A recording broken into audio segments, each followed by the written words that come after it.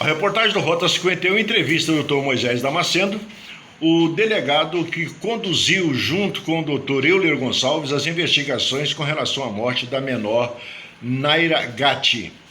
E depois de mais de 30 oitivas, exames de DNA, chegou-se à conclusão que o autor do homicídio da serviço sexual foi exatamente daquele que suicidou. Por que suicidou? É porque para a gente que está acostumado com reportagens de polícia, a gente sabe que todo estuprador, quando entra para a cadeia, quando vai preso, ele sabe que sofre lá. Talvez este tenha sido o motivo maior do seu suicídio. Doutor Moisés, quantos dias de investigação, quantas pessoas foram ouvidas e depois do exame de DNA, chegou-se à conclusão de que o suicida era o autor do homicídio da serviço sexual? Bem, a investigação policial ela começou exatamente quando o corpo da vítima foi encontrado, no dia 10/12/2021.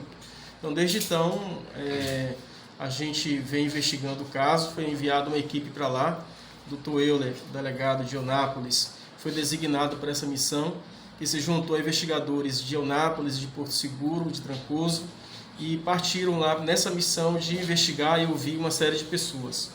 Foram 36 oitivas de testemunhas, pessoas que foram ouvidas, inclusive entre essas pessoas também alguns suspeitos, e ao longo dessas investigações foi possível então conduzir e coletar material de 7 pessoas, de 7 homens que tiveram contato, que eram apontados como pessoas que poderiam ter estado com a vítima no dia do crime.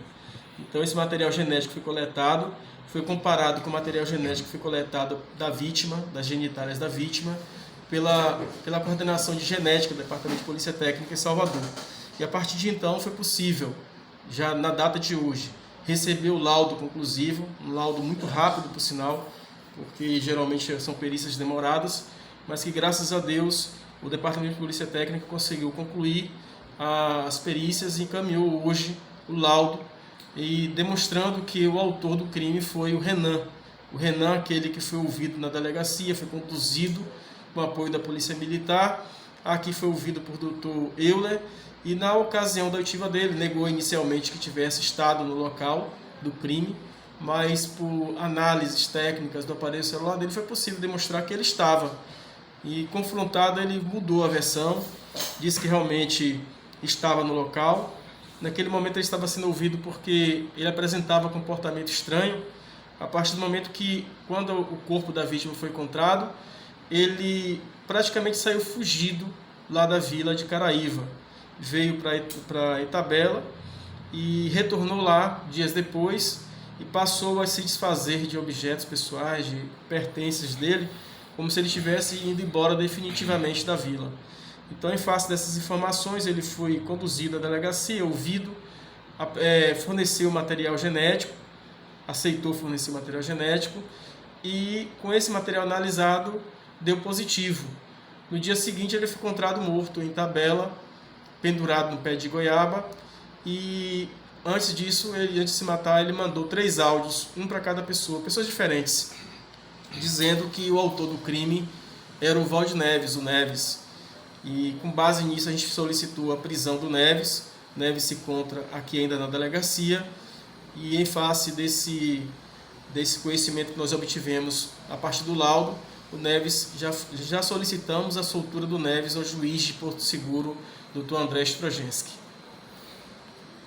Dr. Euler, o senhor é um delegado experiente, acostumado a desvendar N crimes.